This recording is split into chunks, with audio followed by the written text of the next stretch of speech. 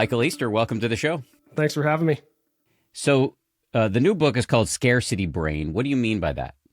So the underlying question of this book is, everyone knows that everything is fine in moderation, and yet we all suck at it.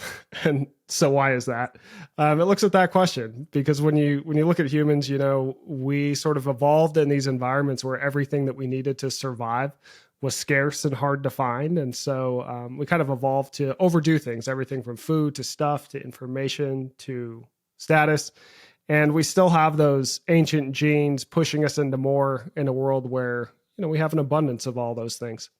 On the savannah and the evolutionary times, it made sense to go hog wild when you came across a tree groaning with fruit or a willing mate, et cetera, et cetera. But in an era where this stuff, at least on the fruit side, is much more easily available, then you need to have moderation enter the picture in a way it didn't need to be back in the day. Yeah, exactly. So, when you look at what people tend to overconsume, it is food, it is possessions, status. We love status. We love information. And I'll give you some examples. With stuff, the average home now contains 10,000 to 40,000 items. With food, we throw out about a third of the food we produce. And, we have a obesity crisis in the United States. With information, the average person today sees more information in one day than a person in the 15th century would have seen in their entire life. And so, I think there's a pretty strong argument that we do have a lot of all these things that would have given us a survival advantage in the past, and it's hard for us to find a governor and rails on that. It's interesting, this mismatch between ancient brains and modern life. This is not my observation, but the idea that natural selection wired us for insatiability. Because if we were totally satisfied after one meal or totally satisfied after one procreation session, then we were unlikely to get our DNA into the next generation. And so that made sense in one setting, but it does not serve us well now. Yeah, exactly. When you still have genes that tell you to overeat when you have the ability to, that tell you to sort of hoard information in the age of X, that tell you to buy more stuff in the age of Amazon Prime. It's a mismatch is the word that anthropologists use. Yeah. It's interesting when I don't know if they're related, but sometimes people talk now about a scarcity mindset, meaning perhaps the opposite, that some, like I've actually been, I don't want to say accused, but it has been observed that I can bring a scarcity mindset to certain discussions where I'm not looking at the world through a view of abundance. I'm looking at it through the view of scarcity. Is that in any way related to what you're talking about? Yeah, I've heard that term get thrown around a lot. I see the scarcity mindset as really being the view that you don't have enough of something, right? And so I guess there's some interrelated stuff. I've heard scarcity mindset, abundance mindset. I tend to look at it. I tend to look at most of my work kind of through an evolutionary lens. So when I talk about, the idea of a scarcity brain, it is, what drives this big question that I'm asking is what drives this feeling we all have that we never have enough of something or other. And it's often different things for different people, right? And I do think that it ties back to how humans evolved on savannas and what would have helped us survive in the past, mismatching with today. I don't know if that answers your question. We might have kind of recovered some ground, but hopefully that helps. Yeah. I didn't get a ton of, there was a scarcity of sleep on my end last night. So my brain is not operating at its peak right now. But yes, what you're talking about in this book is the fact that there's a mismatch between our ancient wiring and the modern era where overindulgence becomes much more of a problem. What has been pointed out on my end is that sometimes I'm navigating the world from a standpoint of anxiety or a sense that I I don't have enough. And whereas if I looked at the world through a lens of abundance, I might relax and make different choices and maybe not add so many things onto my plate out of a position of fear and scarcity, to use that word again. Yeah, that makes sense. Well, I mean, I think that the idea that a person has anxiety that they may not have enough, that they're focusing on this thing they don't have rather than what they do have, that is a very human thing.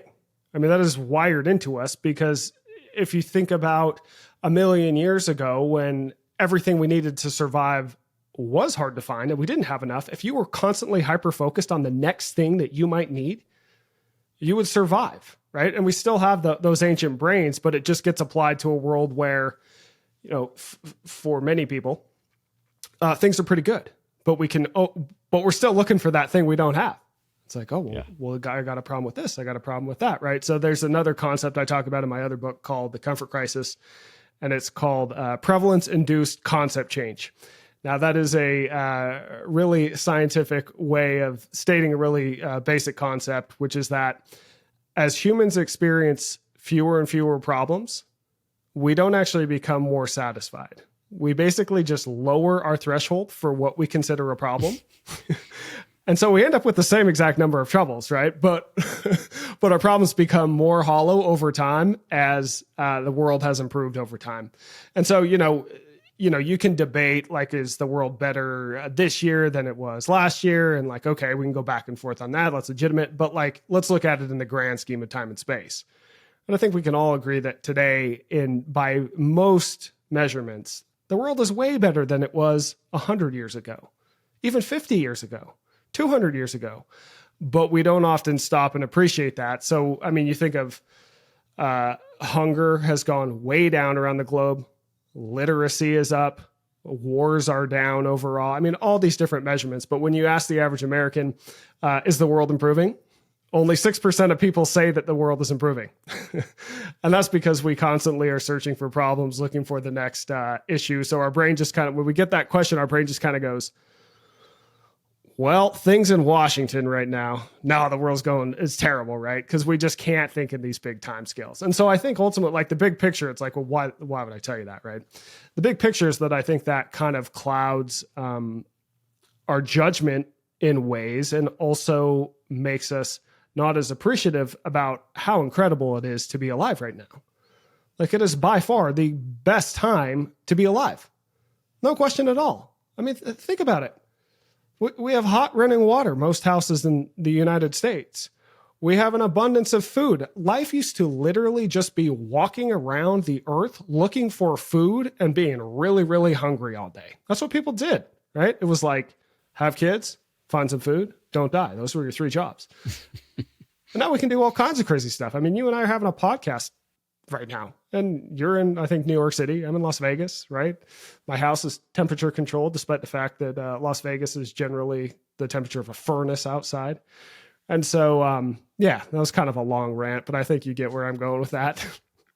Just to say, yeah, the first book you wrote is called The Comfort Crisis, and we're gonna dive into that in a pretty deep way after we talk about the scarcity brain. But the interesting thing about where we are in the world today, and I agree with you wholeheartedly that there is this sense of despair that seems disproportionate. Just to say a word for Team Despair, yes, things are better. We are safer, more educated, healthier, richer than we've ever been as a species, and we are existing in this interesting sliver of time where the human species will make this decision about whether it wants to destroy itself. Yeah. I mean, I'm definitely not saying the world is free of problems at all. I think one of the differences, though, is that we have more resources to help with problems. And I do hear you on the fact that a lot of our progress has also led to some interesting questions about what the future might look like. And we're definitely not, it's not all roses and clovers, but there's a few more roses and clovers, I think, than there was, say, 300 years ago, 800 years ago, whatever it might be, which, by the way, is like, not that long ago in the grand scheme of time and space. Right. Yes. Yeah. Two things can be true. That this is a classic case of that. We've had an extraordinary progress, and we have actually, I think, genuinely extraordinary problems. Um, but let's get back to scarcity brain. You have this concept called the scarcity loop. What is that about? Yeah. So it helps to know, I guess, how I found it or stumbled onto it. So the scarcity brain, the book is, why are humans bad at moderation? And so I live in Las Vegas, and this is a town that is basically engineered to get people to be really, really bad at moderation, right? That's its whole purpose. And in Las Vegas, the strangest thing that I tend to see living here, and you do see a lot of strange things, but it's slot machines. It's because slot machines are all over town, for one. They're in the gas stations, the grocery stores, the airport, everywhere. And then two is that people play these things around the clock. I mean, I'll go to the grocery store at 6 a.m. and there'll be like the mini grocery store casino and it's filled with people and they're playing slot machines. And so I see that and I'm like, why would a person do that? It doesn't make any sense, right? Because everyone knows that the house is always going to win. And when I see something that doesn't make sense, my job is to not just sort of walk away. I'm a journalist. So I'm like, okay, well, let's figure this out. So I decided, all right, I got to figure out how a slot machine works. So long story short, through getting sort of bumped from, person A to person B to person C, I end up at this place that is this brand new casino on the edge of town. And it's fully working, cutting edge, whatever. But the catch is that it's not totally open to the public. It's effectively a casino laboratory. So it's this sort of living, breathing human behavior lab. A guy who also has a podcast named Rich Roll was like, "Oh, it sounds like a Skinner box, like a live Skinner box." I'm like, "Yeah, that's kind of what it is." So I go into this like casino laboratory, and it's funded by the gaming industry and also a bunch of big tech companies. And I learn all these different things about gambling. And I meet a guy there who's a slot machine designer. And he tells me how a slot machine works. And it works on this 3-part system that you asked about called the scarcity loop. So if you want to get a human or really animal hooked on a behavior, get them to repeat the behavior over and over and over, it's got to have these 3 parts that fall into this loop. It's got to have opportunity, unpredictable rewards, and quick repeatability. So with opportunity, it's like you have an opportunity to get something of value that'll enhance your life. In the case of slot machine, it's money, right? Unpredictable rewards, you'll get the thing of value at some point, but you're not entirely sure when, and you don't necessarily know how valuable it's going to be. So with a slot game, you could lose your money, you could win a couple bucks, you could win some crazy amount of money, like $100,000, right? You got this crazy range of outcomes every game. And then 3, quick repeatability. You can repeat the behavior immediately. So with slot machines, people play about 900 games an hour. So I learn about this loop thing and I'm leaving the place basically. And the guy tells me, he's like, you realize that loop is like in a lot of other things, right? I go, oh, is it? And then I start thinking about it. And once you really look at it, you see it everywhere. So it's embedded it's what makes social media work. It's being put in a lot of online shopping platforms. It explains the rise of sports betting. It's what makes dating apps work, right? It's those 3 parts are being really engineered into so many of the technologies and even experiences, I think, that really drive the course of how we spend our time and attention. You also talk about time scarcity. How does that relate? Yeah, well, I think it's the feeling of, and it's funny because I didn't originally have that in the book. And friends would ask me, hey, what's your new book about? And I would start to tell them. And more than a non-zero number of them said, oh man, I always feel like I got time scarcity of time. And so I kind of looked into it. And it's this idea that you just don't ever have enough time to do everything that you want to do, which, I was like, yeah, I could definitely see that. But one of the arguments I make in the book is it's also funny because we pack, I mentioned how we're sort of wired to do more, to add more. We pack our schedules so full today It's like if you really look at it, we have more time than ever before because we're not having to be forced into the field to farm for our food, right? A lot of people do remote work now.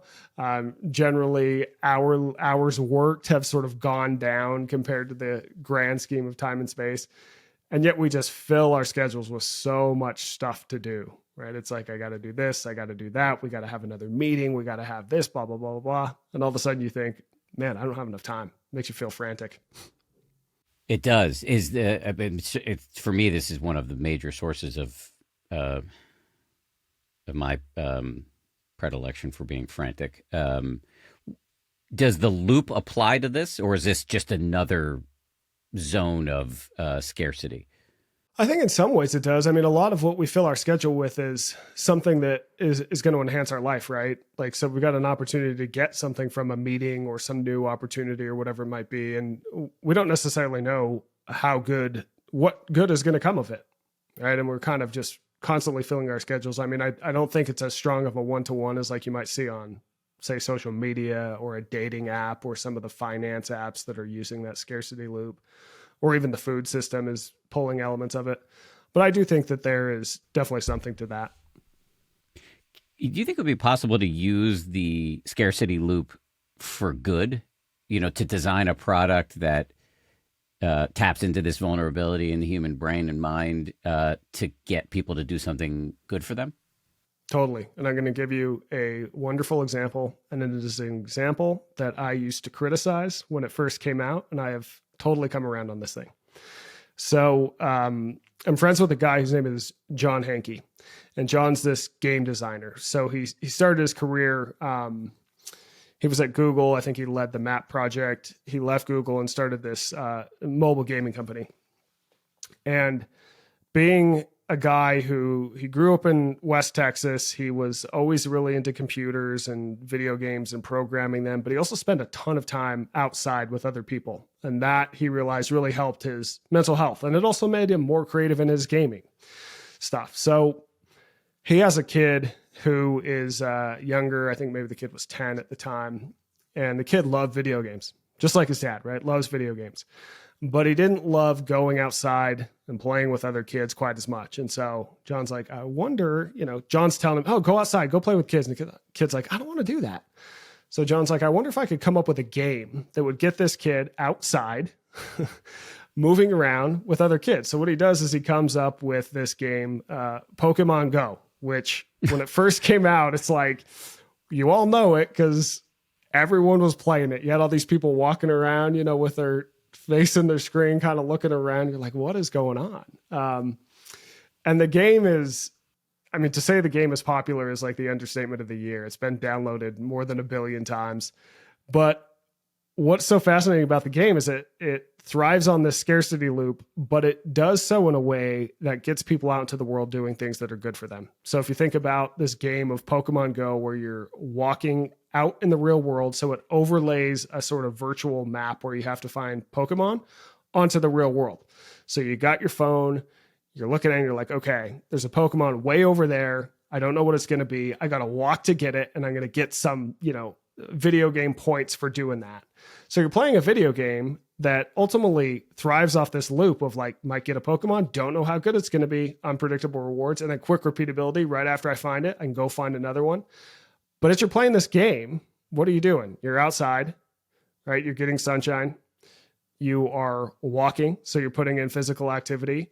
And a lot of times in the game, one of the things that John did to make sure that people would spend time together is that for especially valuable virtual Pokemon, you have to be with other people in order to capture it. So you're like, oh, if we want this really good one, we got to get like 5 of us and all hang out and all go get it together. And so I think that's just one, what I consider a really great example. And like I said at first, when I first saw them, like these people looking at their phones, walking around, looking at their phone, like, what the hell is going on? This is so dorky. And then once I understood what was going on, it's amazing. Like people have walked some crazy amount of times from Earth to Pluto and back total in steps playing Pokemon Go. So it just gets me wondering, like, are there ways to gamify mental health But I mean, that's what Pokemon Go really is. But I guess I'm specifically thinking about like meditation to make it work in this regard. Not asking you to solve that problem now, but that's just where my head goes. Yeah, that's a good one. Does 10% Happier app, and I'm sorry, I don't know this off the top of my head. Did they do the streak thing? Yes, we do. That has elements of it. People don't want to break their streak, right? Yes. That's elements of gamification. I think the question with meditation is how do you as a meditation app designer insert unpredictable rewards? There's probably ways to do that with like once people hit a certain goal that is unpredictable, something happens that is valuable to them. But I also think, I mean, my own experience with meditation, it is a much slower time scale than a slot machine. Let me tell you this. Yes. But I will, yeah. And when I say much slower, I mean much slower. I'll have times if I'm meditating, and this is 99.9% of the time, where I'm just thinking about nonsense, and then I get my breath for a couple minutes, not even a couple minutes, a couple seconds. But then you have moments of this just complete bliss, and it's totally unpredictable. And that for me, I think is kind of what gets me coming back, because it makes me realize there's some there, and I can't predict it, right? It's like a slot machine that just never pays and never pays ever. But then sometimes it's just like, here's $1 million. It's just like, oh my God. Yes. No, that's exactly right. And as I often say, the twist here is that if you're looking for any reward in meditation, if you're looking for anything, you won't get it. I mean, desire is the first hindrance. The Buddha and his followers have been talking about this for 2,600 years. So that makes it even twistier. Right. People sit down at a slot machine hoping to maybe win something, and they can with meditation. It's almost like doesn't work like that. Nope. Just got to be cool with whatever comes up. Yeah. Well, so the subtitle of the book is Fix Your Craving Mindset and Rewire Your Habits to Thrive with Enough. What do you recommend to help us deal with this aspect of, our brains and minds? When you look at what tends to make humans healthy and happy, it tends to not be these sort of new things that we've engineered into our lives that fall into the scarcity loop. So I'll give you a really, what I think is a powerful anecdote that stuck with me from the book. So I learned about this loop and how it's in all these different technologies and systems that sort of, don't exactly enhance our life. And I want to know why it works. Like, why do we get hooked on it? And I won't get too deep into why, or else the story will get too long. But long story short is I meet this guy who's a psychologist at the University of Kentucky. His name is Thomas Zental. And this guy is in his 80s. He's still in the lab like 40 hours a week. He came up through B.F. Skinner. He's just a brilliant, brilliant guy. And he does these experiments on pigeons, where he has these pigeons that they keep in, the standard pigeon cages in labs. And they will put them in a box for an experiment, and the pigeons can choose between two games. So the first game, they get a predictable amount of food by pecking a light. So every other time they peck the light, they get, say, 20 units of food or whatever, or 15 units of food. The other game is more like a slot machine. So about every fifth peck of the light, but at totally random intervals, they get food. It's a little bit more food than they would get from the predictable game, where it's every other peck. Now, if you do the math, playing the predictable game gets these pigeons way more food. Okay, like this is the game to play. And there's all these theories that basically state like animals are going to do whatever it takes to get the most amount of food for the least amount of efforts. So that logic and just common sense follows that all the pigeons should be playing the game that gets them the food every other peck. And what he finds is that 97% of the pigeons play the gambling game. This guy like literally turns pigeons into degenerate gamblers. And so, he's going, they play the gambling game. Like, what the hell's up with that? So, and I'm sort of set that up to tell you this. Told you how the pigeons live in these sort of smaller standard laboratory cages. Well, when he puts pigeons into this really giant cage that is designed to be a lot like their life in the wild, they interact with other pigeons. It's they have roosts they can go into. They can go up into cliffs. They've got some plants in there. Like, it's very much like a wild pigeon life that they evolved to live. They hang out in there for a while, and then he puts them back in the game and goes, okay, choose between the two games. Every single pigeon picks the game that makes sense, the game where they get a predictable amount of food. So I go, okay, well, why the hell is that? And he said, there's this idea called the optimal stimulation theory. And it basically states that all animals, including humans, need a certain amount of stimulation in their life in order to thrive. And if we don't get that stimulation, we go searching for it elsewhere. So he's like, so my pigeons, they're in these sort of sterile cages. Their life is very boring. When I put them in the box, they don't care about the food. They just need stimulation, right? And they get it by playing this gambling game. He's like, and then he goes to, the next jump is, and when you think of humans today, I think we live very different lives than we evolved to live, right? We're not living in these natural environments that we lived in that had elements of hardship, where we were outside, where we were active all the time, where we were in tight groups of people that we had to rely on and interact with all the time. So our lives have just changed so much across the board. And that's removed a lot of the stimulation that we evolved to crave and need. And so he argues, I think this is why you see people searching for stimulation in ways that aren't always productive in the long run, like overdoing social media, like drinking, drugs, whatever it might be. Insert any, bad behavior a person can fall into in the year 2024. So is the answer that we need to basically, if we want to learn to moderation, we don't want to go right at the issue. What we want to do is essentially like rewire our whole lives so that we are getting more meaning and stimulation, positive kind of stimulation, so that we're not reaching for the addictive, harmful stimulation. Yeah, I think so. I mean, I can tell you when a person starts to do a behavior that is more meaningful to them and life-giving, a lot of times bad habits just fall off. I think this relates, this anecdote. For many years, I've worked with this, I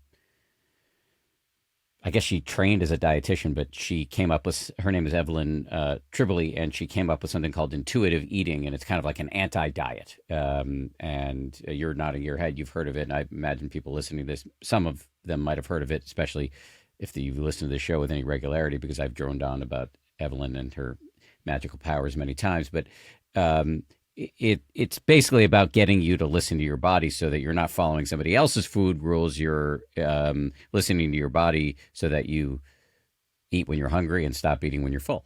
That's an oversimplification, but it's directionally correct.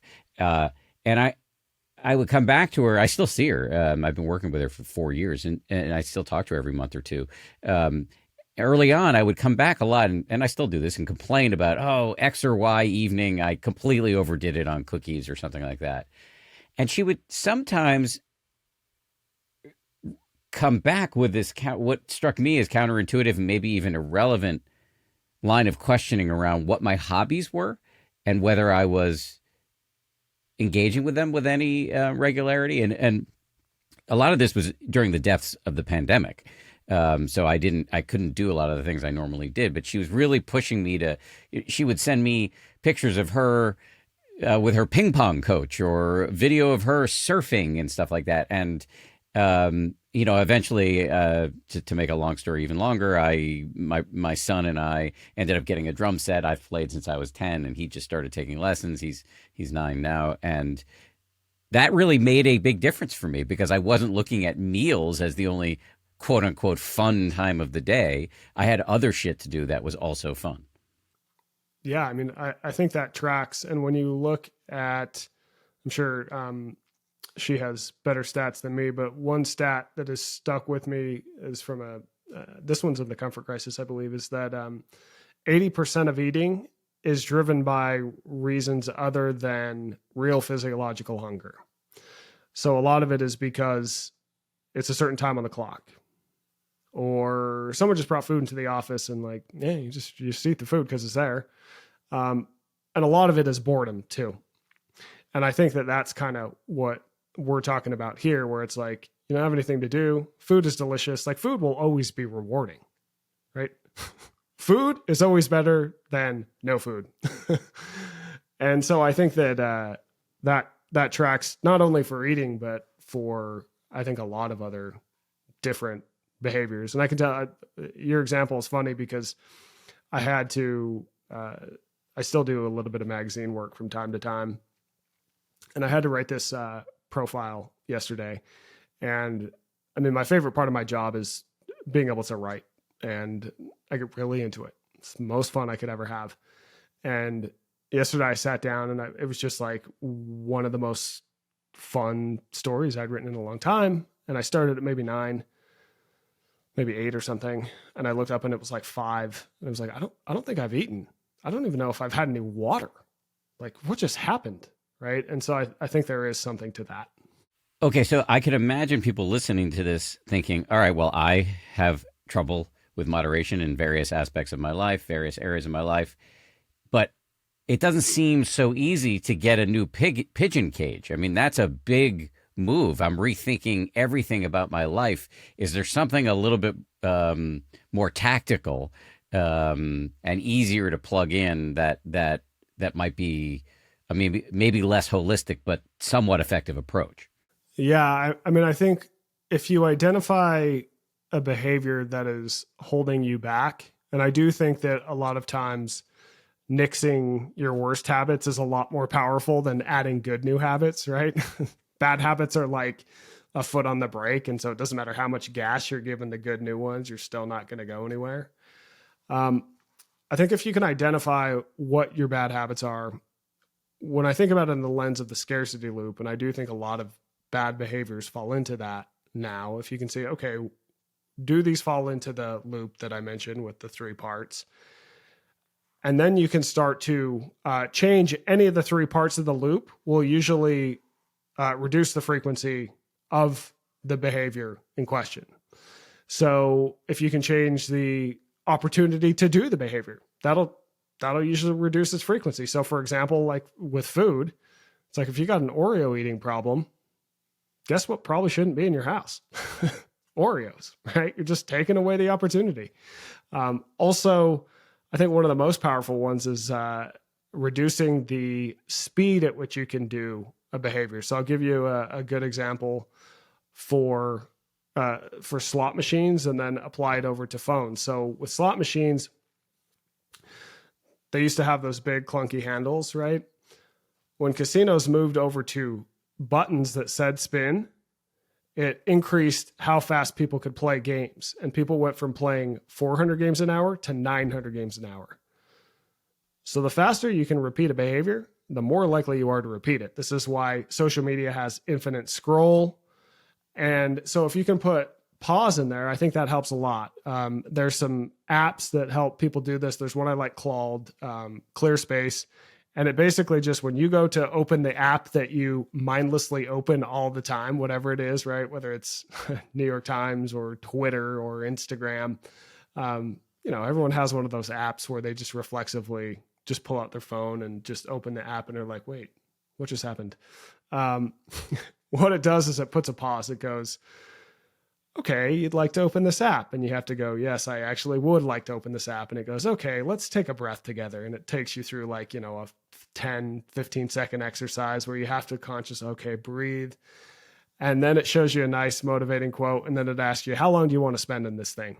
And you can pick 5 minutes, 10 minutes, 15 minutes, whatever it is. But then you have to get intentional, right? And just that simple act of the pause usually will just, you realize, I don't even know why I opened this thing in the first place. And you can apply that to all sorts of different behaviors like that. Like shopping, for example, is a big one. People buying stuff online because it's so much easier to buy stuff now that you can do it with one click. Um, Putting up rules like, you know what, I'm only going to buy things in person. And if I can't get the item in person, I'm going to put it in my online cart and I'm going to wait 72 hours. And usually after 72 hours, you either forgot it was in your cart or you decided you didn't want it. And if you did want it, great. Because now you're at least, it's not this like compulsive, quick ability to run through the system and buy the item. And there's all sorts, I mean, all these different behaviors. You can just play with those three parts. And I have a lot on, I have a website called 2%, which is at twopct.com, that has kind of a guide that gives people a bunch of examples. And the book has a bunch of examples too. So the basic formula is understand the scarcity loop, how it hooks us, and then understand how you can unhook using that same loop. Correct. Yep. Is there an area of your life that has changed in this regard since writing the book? Yeah, I mean, I do. There's a lot of stuff I used to do more of that I'm more conscious of doing it. I think one of the big things for me is once I understood this scarcity loop, you start to go, oh, that's it. So the big picture of, like I mentioned before, that psychologist and how I asked him, why do people fall into it in the first place? It evolved to help us find food. So if you think of hunter-gatherers in the past, it's 1 million years ago, and you need to find food or else you're going to starve, right? I mentioned we had 3 jobs, and one of them was to find food. You would go to one place looking for food. Maybe you didn't find it, right? You go to the next place. You didn't find it. Nothing. So you go to the next place. Ding, ding, ding, jackpot. You just found the food. Yay, you survive. Right? That's the exact same architecture of a slot machine in the scarcity loop. You got an opportunity to find food. You don't know where it is. So you're going to have to repeat the searching behavior over and over and over and over. So it's almost like if our brains weren't naturally compelled to fall into this behavior loop, we wouldn't have survived. We wouldn't have been persistent in searching for food and lived on. And now it just gets applied in a lot of different strange ways. So in my life, just knowing that that's why I do a lot of the dumb stuff I do, like scrolling Twitter way too much at night or scrolling Instagram or news apps, or, buying dumb stuff I don't need. It's helped me put up some basic rails that make me more able to use my time better and my attention better and just make better decisions overall. So the way I'm thinking about this, or and this is just me computing what you're talking about here, I'm thinking about like sort of tactical changes we can make in our life that are us wisely and strategically deploying the scarcity loop to our own benefit. And then there's what I'm thinking of as the bigger pigeon cage part of it, which is really rethinking your whole life so that moderation just becomes easier because you're getting stimulation and meaning in other areas. I'm curious on that latter part, the pigeon cage. Once you learned about that study, have you, done some re-engineering of your life writ large? Yeah.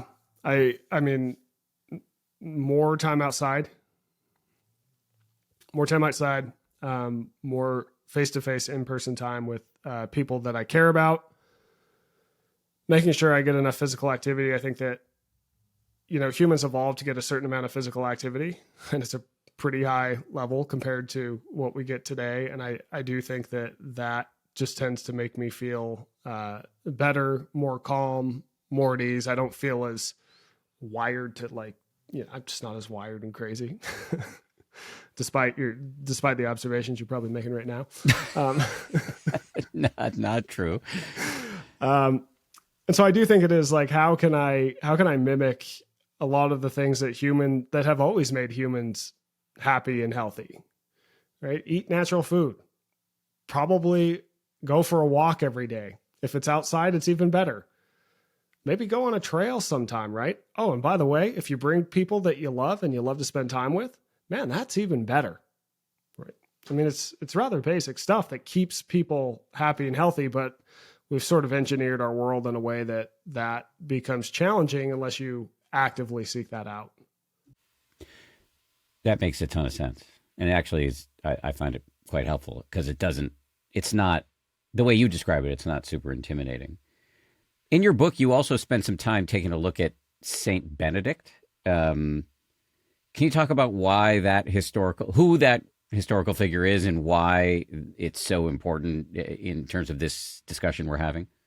Yeah. So, I mean, like I said, it's like the bigger picture of the book. It's set up in a way where I kind of introduce this scarcity loop by going into the Las Vegas lab. And then I look at, what are these things that humans are built to crave, and how does this impact us now? What was it like in the past? Why we crave it? And then what's it like now where we have an abundance of it, and how has that affected us? Now, one of the things that I think we all want as well, this is the last chapter of the book where I kind of try and land the plane on the whole thing, is happiness. Right? So there's a lot of thinkers who argue everything that we do is just a pursuit of happiness, really. And today we kind of live in a world where there's a lot of different advice and all these things that we should be doing to be happy, to increase our happiness.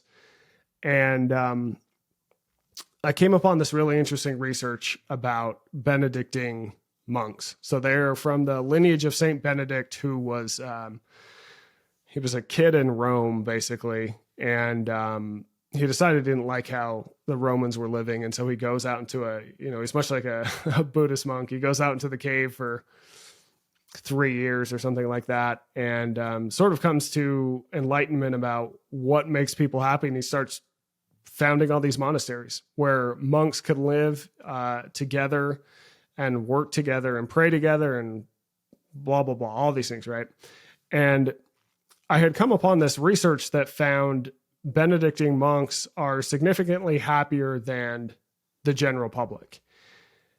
Now, to understand why that's surprising, you're like, oh yeah, they're monks. All monks are happy. It's like, look, these monks, they don't exactly live the high life. So Benedictine monks, they have to work at least 4 hours of manual labor a day. They live mostly in silence with only brief periods where they can talk. They're told to not eat that much. They can't get married. They don't see that much of the outside world. Because they can't necessarily talk to each other, they're not super social. So they're doing all these things, long way of saying, and by the way, they can't buy all the stuff that we do, right? They can't eat all the food, all these different things. They're doing all these things that we would look at and go, wow, that sounds like the most depressing life ever. And yet here they are with higher than average happiness scores. And so I went and I actually lived at a Benedictine monastery for about a week. And I think my takeaway was that happiness is a very murky construct. And what ultimately I think helps people's happiness is doing things that are challenging, that have a bigger reward in the long run. I think getting out of ourselves, and it's not a perfectly cut and dry path to the basket, and what makes one person happy may not make another person happy, and that's okay. So your pigeon cage has to expand in ways that are meaningful to you specifically based on your conditioning and your wiring. Yeah, I think so. I mean, I think that you see some very general themes. For example, let's take as an example physical activity. Like, just has to be something that kind of makes you sweat, that moves your body, so you burn off steam, so your health stays in order. But for these monks, it's where they do a lot of farming. So for them, it's farming. But for a listener, it could be rock climbing with friends, or it could be mountain biking, or it could be walking the streets of New York City, whatever it might be. But it's just that sort of overarching umbrella is just do something physical, spend time with other people, et cetera, et cetera. The 10% Happier podcast is available ad-free over on our companion meditation app, which is also called 10% Happier. And you will get the episodes a week before everybody else does. Download the 10% Happier app right now to get started for free. Let's talk about your first book. And I think the common thread really is you're going back and looking at how we evolved and how modern life is leading us astray in some key ways. And so the first book is called The Comfort Crisis. Can you describe the basic thesis? Yes. So the basic thesis of The Comfort Crisis is that as the world has gotten more and more comfortable over time, we have lost a lot of these sort of fundamental evolutionary discomforts that keep us happy and keep us healthy. So, for example, the average person, at least in developed countries, we sort of live at the same temperature every day. We rarely experience hunger. We are far less physically active than we were in the past. We spend 95% of our time indoors. We don't necessarily encounter the life cycle. There's all these different things that humans in the past used to encounter and that we are sort of woven into our DNA that are not necessarily comfortable, but that kept us well. And as our world gets comfortable, we lose those. And that's not always a good thing. I've heard it argued right here on this show by experts in anxiety that an intolerance for discomfort is one of, if not the major contributors to our unprecedented anxiety epidemic right now. Would you agree with that? Yes, I would agree with that. I would also say it's a contributor to many of problems that are at epidemic proportions right now. For example, if you just think of mental health and anxiety, I mean, I also think the fact that we don't spend hardly any time in nature anymore. So 95% of our time is indoors, and we know, I mean, there's this massive body of literature that basically shows time in nature is good for mental health, really good. And different, even just a dose as short as, a 10-minute walk can be great for reducing stress and all these different things. And we don't necessarily get it because the outdoors it's cold. It's not always perfect weather. We can't know what to expect, right? Food, it's it's like one of those like all the problems that I talk about in my book. Let me just kind of back up. They're all good problems to have in the grand scheme of time and space. Like, I would rather have a problem with eating too much than not knowing where my food was coming from, but that doesn't mean it's still not a problem. And so if you think of, the percent of Americans who are obese, that is one of the main drivers of our very high rates of heart disease and certain cancers and diabetes. I mean, heart disease and diabetes, they weren't really a problem. They didn't even show up in medical textbooks until about 1900. And it's simply because we've engineered so much food into our lives, and we are driven to eat for reasons I talked about earlier. If you even think about our tolerance for boredom, we spend, when we get bored now, we have an easy, effortless escape from that. And that's in the form of our cell phones or our televisions or our, radios, our iPads, our video games, our insert, all these other different things. So the average person now spends 12 to 13 hours a day engaged with digital media. All that is brand new, right? Boredom used to tell us, boredom is this discomfort that basically says, hey, go do something else, because the return on your time invested with what you're doing now, it's wearing thin. Go do something else. And you would sit with it, and you used to go, what am I going to do? And you come up with something. It could be anything. And now it's just kind of this immediate, pulling out the phone. And, I wish it was, people would pull out the phone and read classics on the old Kindle app or whatever it might be, or, write the next great American novel in the Notes app. But unfortunately, a lot of it is wasted in, frankly, kind of dumb stuff. I could go on. I just think there's so many ways that the avoidance of discomfort has changed us deeply in a world where things are much more comfortable compared to the past. I remember getting my first iPhone I think it's probably 2008, I think. Could be wrong about that, but that's my memory. And using it at an airport, I was just waiting for a flight, and I remember thinking, I will never be bored again. Yeah. And at the moment, I thought it was a good thing, and over time, I've changed my mind. I mean, I still love my iPhone, but I think it's very possible and very common to misuse it. Okay, so this leads to the natural question: if we agree with your thesis that we have a comfort crisis, that we have engineered a world for ourselves where things are too easy in some counter evolutionary ways, what do we do about it? Well, again, it's a good problem to have, right? But it gives us, we have the opportunity if we decide that we are going to be okay with doing hard things. Like, people can do hard things. And in fact, by doing hard things, your life actually gets better. So I think today that the world is generally set up that we can choose short-term comfort, but that is at the expense of long-term growth, of health, of happiness. And so the solution to that is to simply embrace short-term discomfort and get a long-term benefit. I'm going to give you one of my favorite stats to help you kind of help people understand this.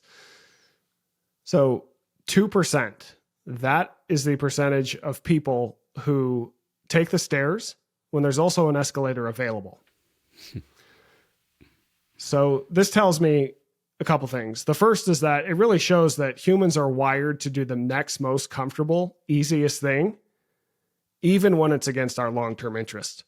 Because the second point is that 100% of people know that taking the stairs is going to be better for their health in the long term, but only 2% of people do it, right? Because we have that wiring that just automatically chooses the easy path. And so I think if you can take that mentality of thinking, okay, I'm going to be a 2%er, a person who takes the stairs, and where else in my life can I apply that to get an easy win? Because that is not throwing your day off the rails, right? I'm not telling anyone to go run an ultra marathon or go on some crazy diet or XYZ. I'm literally saying, hey, the escalator's on the right, the stairs are right there on the left. Why don't you try going up those stairs, right? You're going to get there in the same amount of time. Yeah, it'll be a little bit more uncomfortable. But if you repeat that over time, like, the benefits just add up. And where else in my life can I apply it to, right?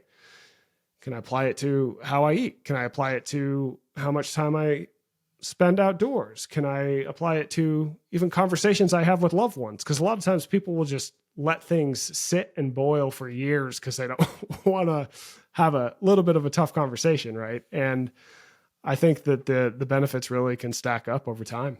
How have you seen this play out in your own life? I will never take an escalator in my life, Dan.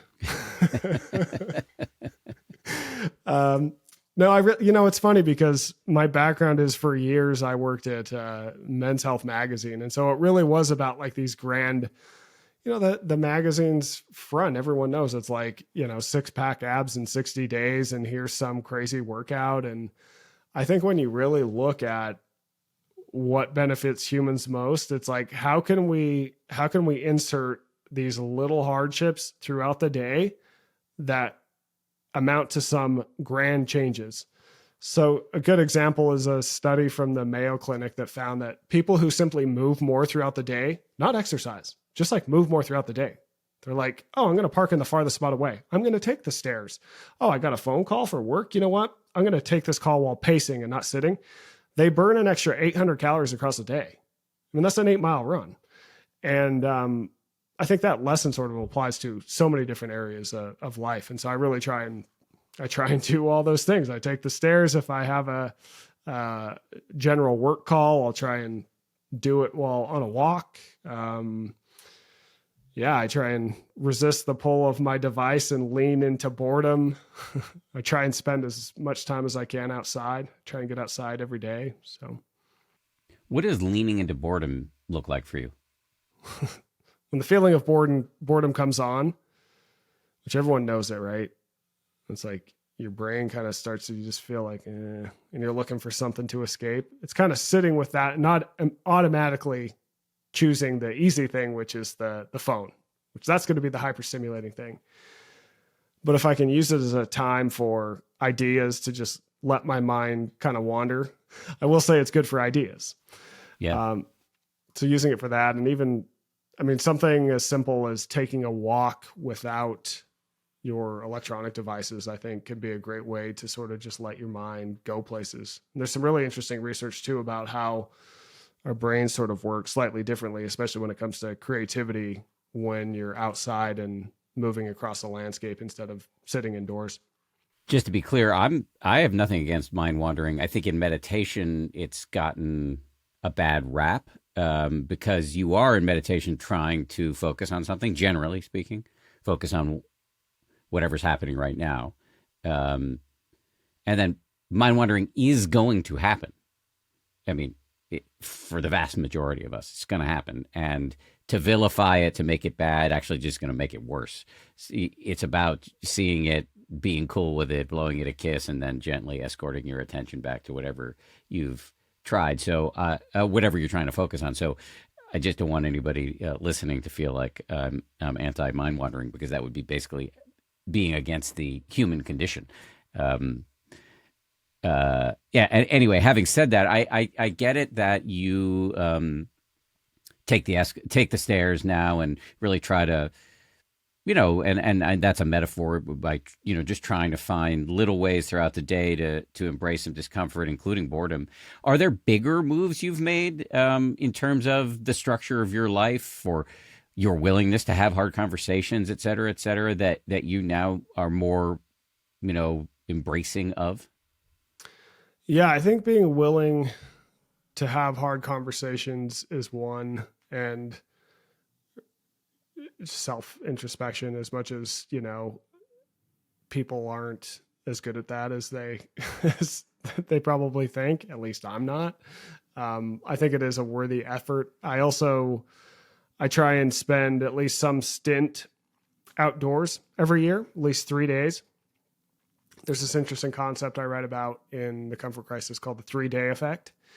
And it basically finds that, this will be interesting for your listeners, is that after a person spends at least 3 days in sort of backcountry nature, just kind of totally off the grid without a cell phone, they really calm down. They almost get into a sort of meditative state, as described by researchers at the University of Utah.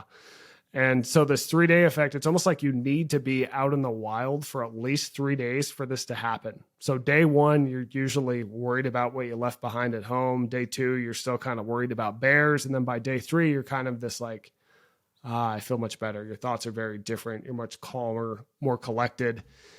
And as part of the comfort crisis, so people have context, I spent more than a month in the Arctic on this expedition. So I had a lot of time outside. And I can tell you that what was fascinating is we're in a pretty dangerous part of the world, right? Like you have to get flown out in this tiny plane that's like the size of a pack of gum and dropped off in the middle of nowhere. And there's grizzly bears and crazy weather and all this stuff. And despite all those stressors, I mean, it was the most calm and collected I've ever felt in my life after 4 or 5. Just my thoughts were like so much more clear and centered on what was important to me. And even creatively, I look back at some of those notebooks and I'm like, man, you need to spend more time deep in the wilderness for stints, because like this is just more interesting. It's different and more interesting than you usually come up with at home. So I think trying to mimic that has been useful for me as well, with at least 3 days, usually longer every year. I've mentioned this before, but every year I do at least one, sometimes more, long meditation retreat. I've got one coming up. It's 10 days. And a ton of that time is spent outdoors. I'm living in a cabin, so I'm not outdoors the whole time, but I'm in a rural place and I'm out a ton during the day doing walking meditation. And I think the combination of that dosage of nature, plus, of course, the dosage of meditation, I am overwhelmed with ideas. Now, sometimes I come back and I look at my notebooks and it's like the Unabomber's scrawlings. But many of the best ideas I've ever had come on retreat. And you're not supposed to be like working and writing or anything like that. But, I try to, at a couple points in the day, just write a bunch of stuff down and get it out of my head. And those ideas are often of the highest quality ideas I ever generate. Yeah, I'm not surprised at all. I mean, there's research supporting the fact that people come up with better ideas after periods where they're bored, after periods where they're disconnected. And I think you see a ton of anecdotes about it throughout history. So a lot of great thinkers would, spend time alone, spend time removed in order to come up with ideas. I mean, even silence. The crazy thing about my time in the Arctic is, before you do a book, you got to do a proposal. And there's a lot of things that I can expect I'm going to face while I'm up in the Arctic for a month. A lot of these discomforts I'm covering, right? I know I'm going to be more physically active. I assume I'm going to be more hungry because you can only pack in so much food for a month. And so your calories are limited. You're moving around. I know it's going to be cold, etc. But what wasn't in the proposal and what I didn't expect is just how silent it was up there. So, I mean, at first it totally creeped me out, but then you kind of get used to it. And I especially remember this one morning, I go out and like the sun is coming up and it's just so silent that I'm standing there and I can hear my heartbeat like loud.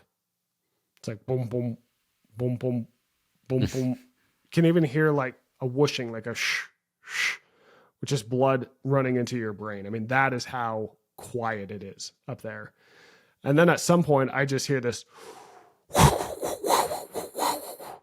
I'm like thinking, there's some military testing exercise going on, and we got an Apache helicopter, and I'm spinning around, and it's a raven, and it's just that it's so quiet, and it was the raven's wings just moving the wind, and it was unbelievable.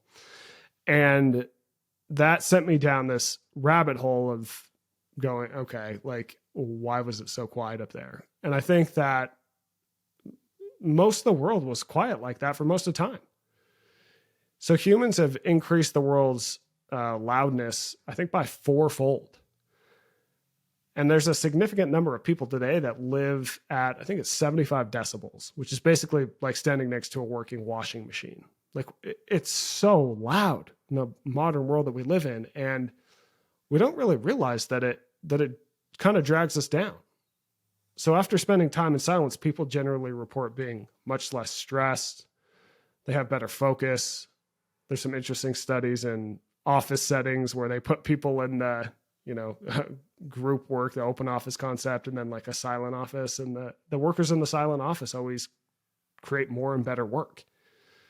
And then they asked both of them after, like, how do you think your work was? And they're both like, oh, it was great. So it's like, we don't even realize, like, this group that thought their work was great, it actually wasn't. We don't even realize how loudness that we live in affects us. It even affects health to a certain extent. Like living in too much noise can affect cardiovascular health just simply because it's a constant stressor. I think what we're both saying here, but correct me if I'm wrong, is that getting more comfortable with discomfort is important. And you don't have to spend a month in the Arctic. You don't have to go on a 10-day silent meditation retreat. It's a back to your 2% model. Become the type of person who's willing in small ways throughout the day that scale up to potentially big change to embrace a certain amount of discomfort, because it will improve your health and also protect you against anxiety. Yeah. Protect people against anxiety and protect you against all sorts of different health problems, heart disease, certain cancers, on and on and on. Yeah. And I do think too, what happens when you kind of get next to an edge of something that feels uncomfortable, the edge usually starts to expand, right? So it's like you got your comfort zone, and let's say it's the size of a quarter. Well, you walk out to the edge of that quarter, it doesn't just stay that big. It starts to kind of get away from you, right? It's like chasing a magnet with another magnet. It just keeps moving. And so I think that you start to find that as you take that mindset, things become easier.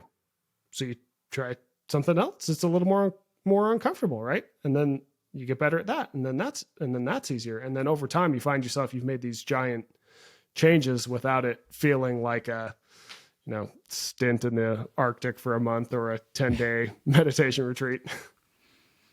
Although both of those can be great. Mm-hmm. Are there people out there purveying this message of embracing discomfort in ways that of which you approve? Like I'm thinking about popular YouTubers like Yes Theory or Challenge Accepted, or are there example or the podcast We Can Do Hard Things? Are there people in the culture who are spreading this message in ways that you like? I don't know any of those YouTube channels, unfortunately. But if you give them your seal of approval, I assume I probably would too. We seem to think alike. I do like. There's a guy whose name is John Deloney who has a podcast who I think that he takes a good message around mental health and anxiety. He's a buddy of mine, and he's fun because he kind of talks about he talks about mental health, but when you look at him, you're like, you look like like you're a roadie for Metallica or something, which I just love that about him. Rich Roll came up. I mean, I think that's a lot of his message too, in a way, with the guests that he has on. He's doing a great job. And yeah, the We Can Do Hard Things podcast, I've heard great things about. Yeah, I do get a little bit afraid when I hear the people who are shouting at others to do hard things and, go to this Navy SEAL camp they created and I'm going to yell at you as you roll in the surf type thing. I don't know if that's super sustainable or exactly what we're after, the sort of nuanced view of why are we doing this in the first place. I think you need to explain, it's okay that you don't want to do the hard thing because that never made sense for humans for all of time. Doing the next easy thing and avoiding discomfort kept us alive. And now it just doesn't necessarily work like that now that the world is easier. So I think kind of the softer 2% approach tends to work for more people more of the time. Yeah, so it sounds like you want to avoid shaming people for not wanting to do the hard thing, because that is how we're wired. You should not feel shame about it. And I suspect you also want to avoid overwhelming people. It's about marginal increases in your comfort zone over time, carefully titrating that. Yeah, I think so. I mean, I think that it's taking the 2% mindset day in and day out. And then, I don't think it's bad to occasionally really try something big that might change you. Like for me, it was my Arctic. For you, it was your, it's your meditation retreats. I think, once a year, some big epic challenge can really be great for psychic change. You kind of see that embedded in a lot of the ideas and rites of passage, right? When we wanted to get a person from point A to point B to improve kind of what they realized they were capable of, we would usually kind of send them out into nature to do something really challenging for a little bit. And they would struggle. It'd be really hard. And they would think they couldn't do it. They would think they had to quit, but they would do it and they would get through it.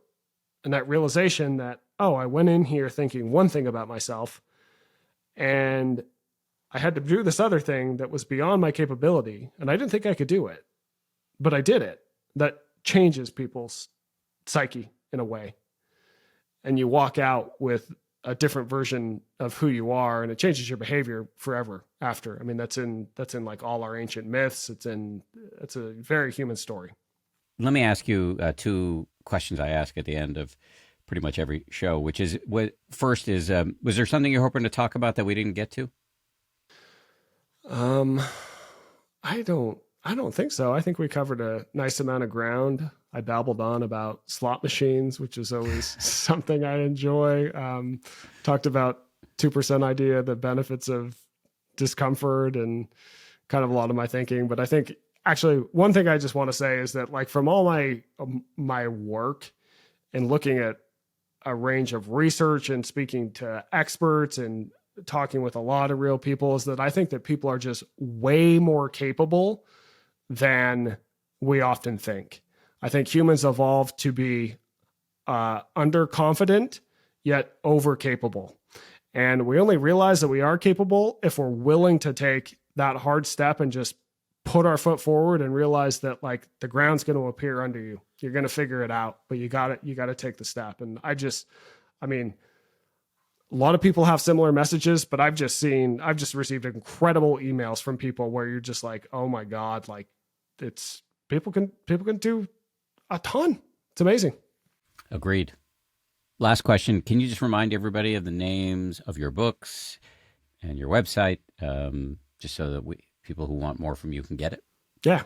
So my 2 books are Scarcity Brain and The Comfort Crisis. And my website is eastermichael.com. I send out a newsletter 3 times a week that covers all sorts of different themes in health and wellness. It's actually called the 2% newsletter, 2% with Michael Easter. So you can kind of get a sense of what we cover there. It's got, mental health. Occasionally we even touch on meditation, nutrition, fitness, just lots of wellness stuff. So amazing. Michael, thank you very much. Yeah, thanks a lot. It was super fun. I appreciate you having me on. It's a pleasure.